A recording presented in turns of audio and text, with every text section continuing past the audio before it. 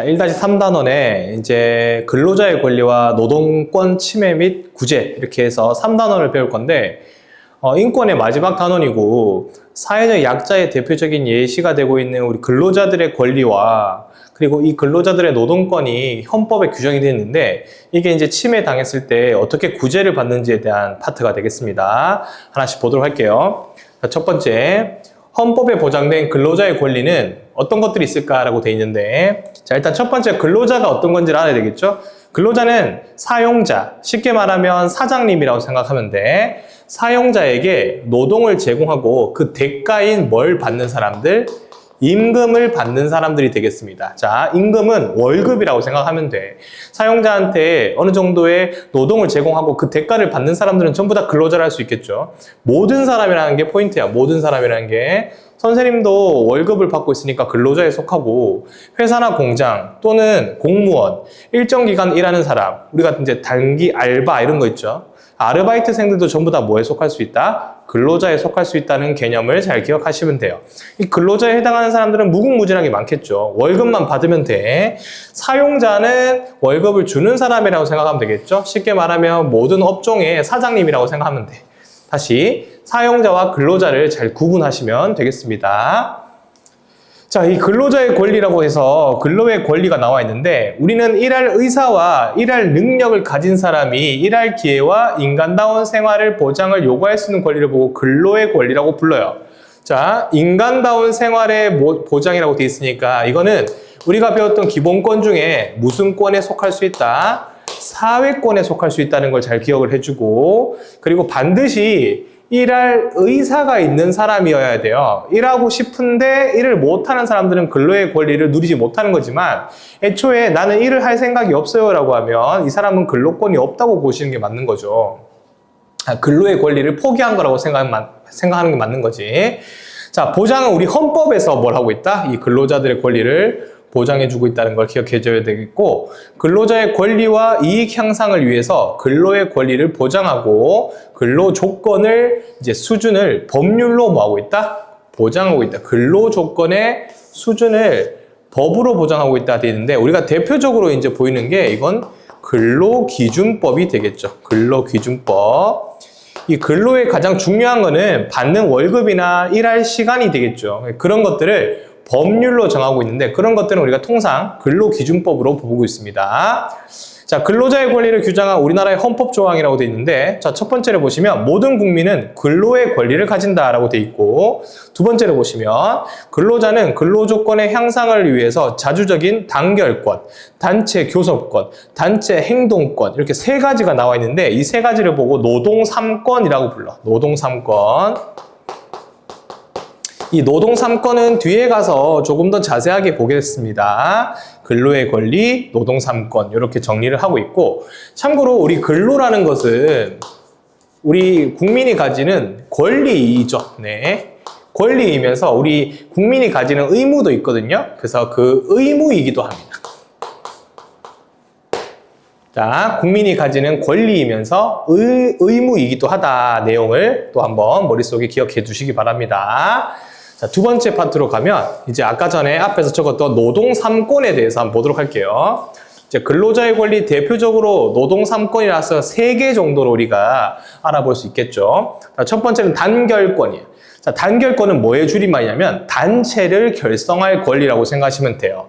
자, 대표적인 단체가 바로 이 노동조합인데, 자, 이 단체가 왜 필요하냐면 사용자는 노동자보다 이 권한이 좀 강력하죠. 그래서 노동자들은 한 명 한 명씩 사용자하고 이제 대결했을 때는 좀 권력이 좀 작다 보니까 이 작은 노동자들은 단체를 결성해서 사용자와 협상을 해야 된다는 내용이 있기 때문에 이런 노동조합 같은 단체를 뭐 할 수 있는 권리, 결성할 수 있는 권리라고 생각하시면 되겠습니다. 그래서 여러분들은 나중에 근로자가 되면 또 노동자가 되면 노동조합이라는 게 이제 구성이 돼 있으면 거기에 여러분 의지대로 가입을 할 수 있고, 또 내가 의지가 내가 가입 안 하고 싶다 그러면 가입 안 하셔도 되겠죠. 그래서 이런 단체 결성 권리를 보고 단결권이라고 부릅니다.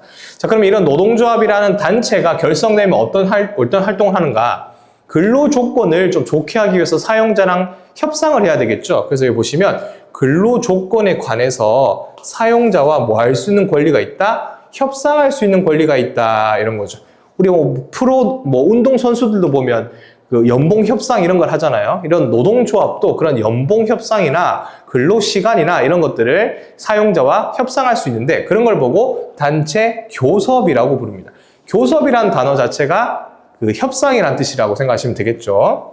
자, 단체 행동권인데, 자, 그럼 교섭이 잘 되면 다 해피엔딩이지. 근데 교섭이 안 될 수도 있죠. 사장님, 사용자는 월급을 좀 적게 주고 싶어 할 거고, 그 다음에 근로자들은 월급을 많이 받고 싶어 할 거고, 맞죠? 네, 그래서 그런 것들이 만약에 원만하게 교섭이 되지 않으면 자기들, 그러니까 노동자들의 이익을 관철시키기 위해서, 이익을 통과시키기 위해서 회사에 부담이 되는 행동을 할 수 있겠죠. 그런 행동이 바로 재행의 활동이라고 부릅니다. 자, 이 재행의 활동에는 크게 두 가지가 있는데 회사에 노동자들이 일을 하러 가지 않는 경우가 있어요. 파업이라고 부르거든요. 파업.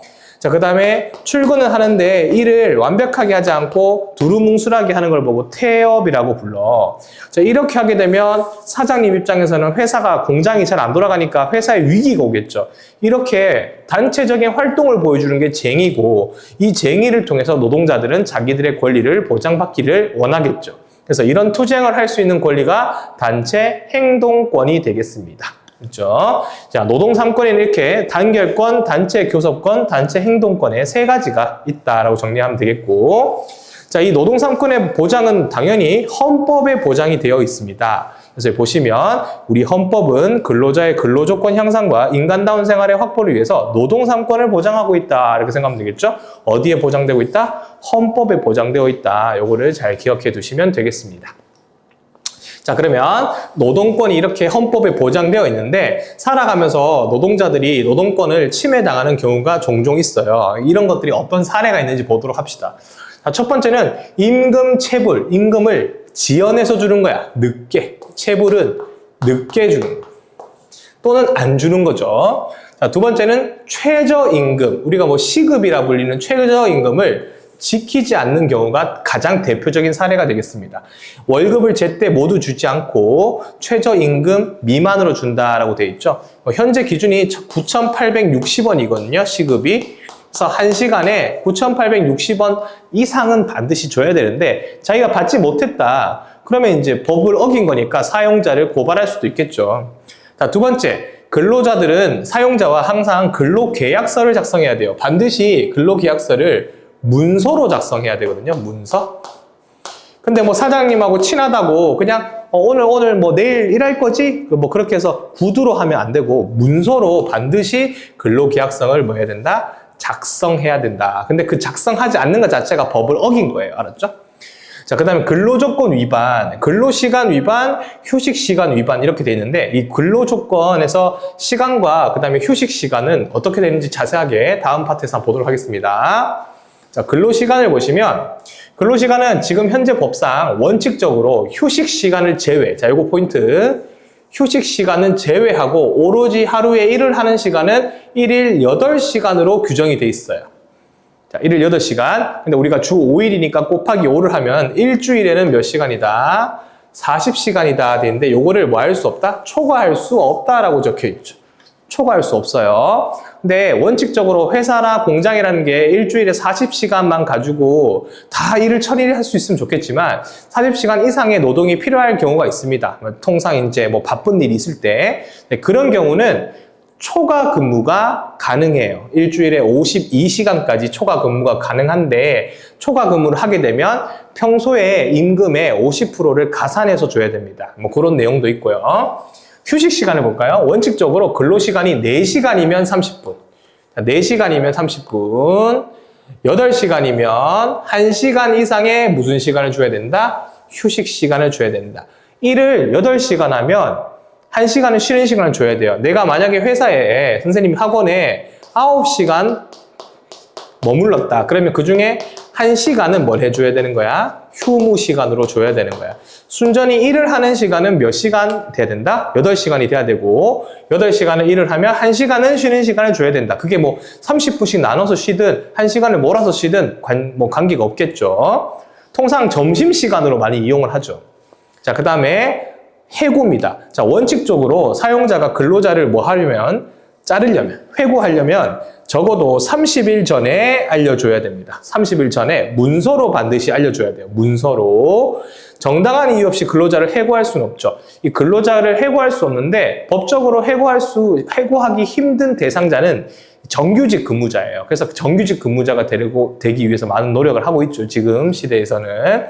자, 반드시 해고하려면 30일 전에 알려줘야 되는데 문서로 알려줘야 된다. 문서로 명시를 해줘야 돼요. 그냥 말로 너 한 달 뒤에 우리 이제 회사 못 나와 이렇게 말을 하면 안 되고 문서로 알려줘야 된다는 뜻이고, 자, 임금, 월급인데 월급은 매달 1회 이상 일정한 날짜에 본인에게 직접 통화로 줘야 된다라고 되어 있죠. 통화는 화폐예요. 화폐.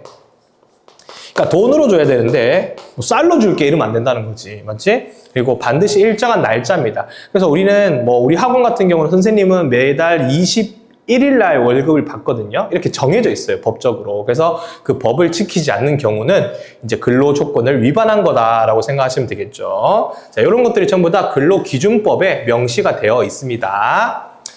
자, 그 다음 침해 사례를 보자면 네 번째가 부당해고라고 되어 있어요. 부당해고. 이제 해고를 당했는데 그 이유가 부당하지 않는다는 거죠.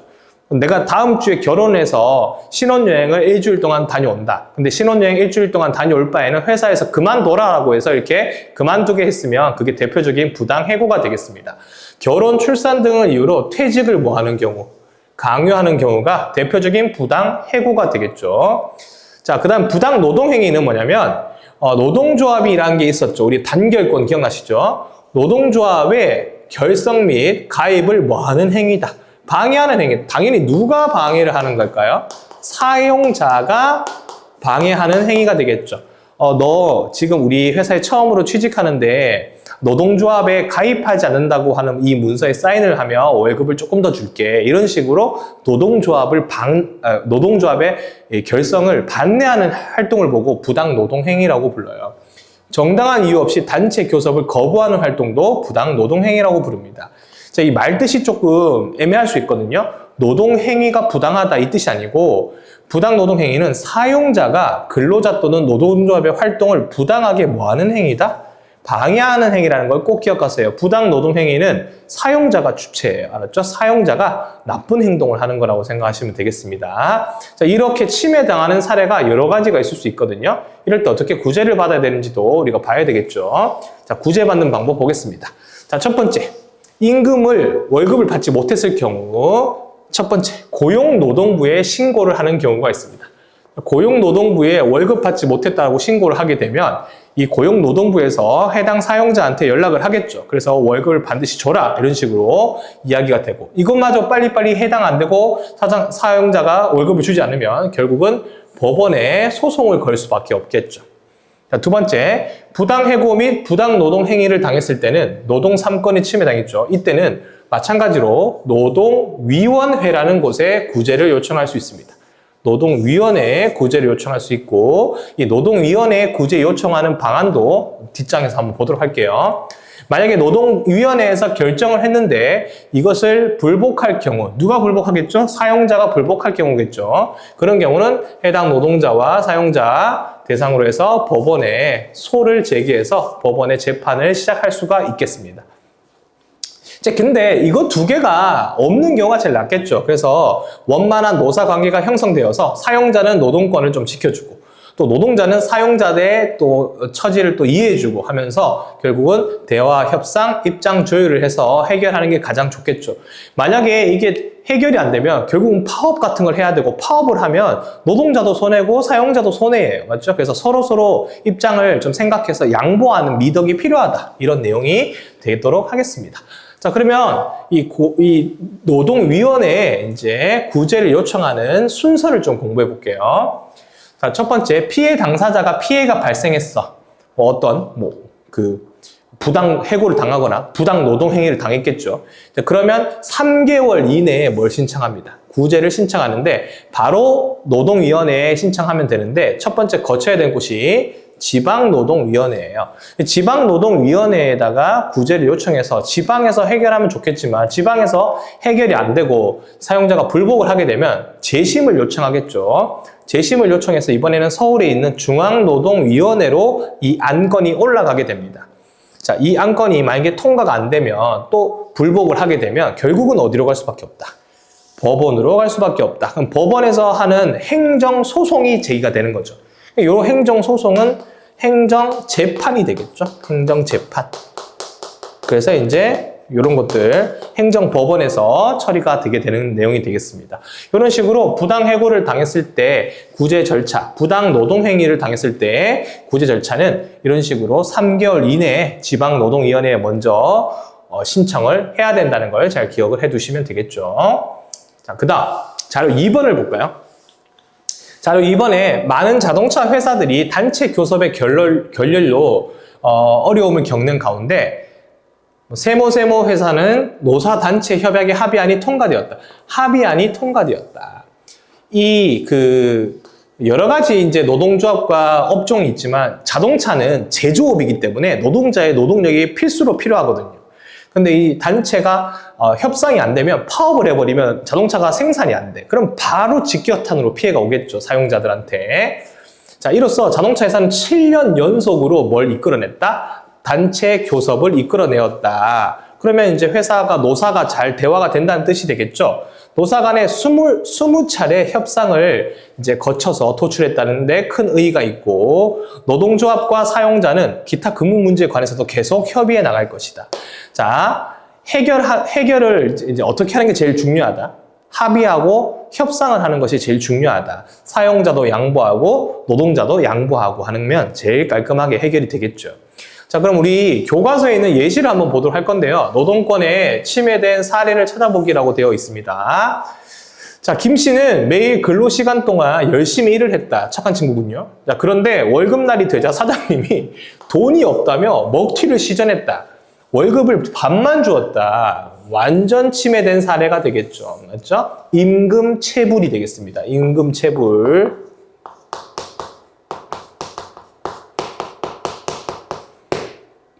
기다림 필요도 없이 바로 고용노동부에 신고하면 되겠죠. 자, 박 씨가 회사에 결혼한다고 말하자 회사에서는 결혼한 여성은 회사를 그만두어야 한다. 그러면서 갑자기 사표를 내라고 했다. 대표적인 무슨 해고다? 부당해고다. 어디? 노동위원회에 구제 신청을 3개월 이내에 하면 되겠죠. 자, 그 다음 최 씨입니다. 최 씨는 동료와 노동조합을 만들기로 했다. 근데 회사에서는 노동조합을 만들지 못하게 방해하였다라고 되어 있죠. 무슨 행위? 부당 노동 행위가 되겠죠. 방해하는 행위는 부당 노동 행위고 이것도 이제 노동위원회와 법원에 이제 구제 요청을 할 수 있었습니다. 자, 나 씨는 근로계약에 따라 근로계약을 했나 봐요. 잘했네. 자, 오전 9시부터 오후 6시까지 총 몇 시간이죠? 9시간이거든요. 자, 9시간 동안 일을 하였다 돼 있는데 이 9시간 중에 1시간은 뭐 했다?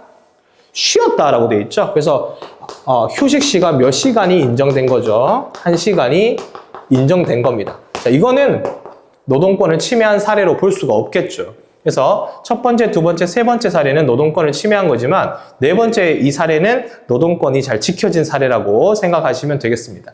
자, 1-3단원은 이제 노동권에 대해서 이야기를 해봤고 이게 큰 기본권 중에는 사회권에 속한다는 내용을 잘 기억하시면 되겠고 우리 또 학생들이 나중에 어른이 돼서 누구는 근로자가 또 될 수 있기 때문에 그런 사람들을 위해서 이런 내용을 잘 알아두면 되겠죠. 근로기준법이 아마 또 교체될 수 있겠지만 바뀔 수 있겠지만 현재 법을 가지고 이제 수업을 한 내용이 되겠습니다. 자, 이제 과제는 17쪽에 6번까지 이제 푸셔서 1단원을 마무리해 보시면 되겠죠. 1단원 다시 리뷰를 해보면 첫 번째 단원에서 인권이 뭔지, 기본권이 뭔지에 대해서 배웠었고 2단원에서는 우리가 또 그 기본권의 제한과 구제받는 방법 그런 것들을 그 기본권이 침해됐을 때 구제받는 방법을 배웠었고 3단원에서는 노동자들의 권리를 또 배웠습니다. 이렇게 해서 1단원 인권과 헌법에 대한 총 수업을 마치고 이제 공부 잘 하셔가지고 테스트 잘 준비해 주세요. 수고했습니다. 2단원에서 뵐게요. 안녕.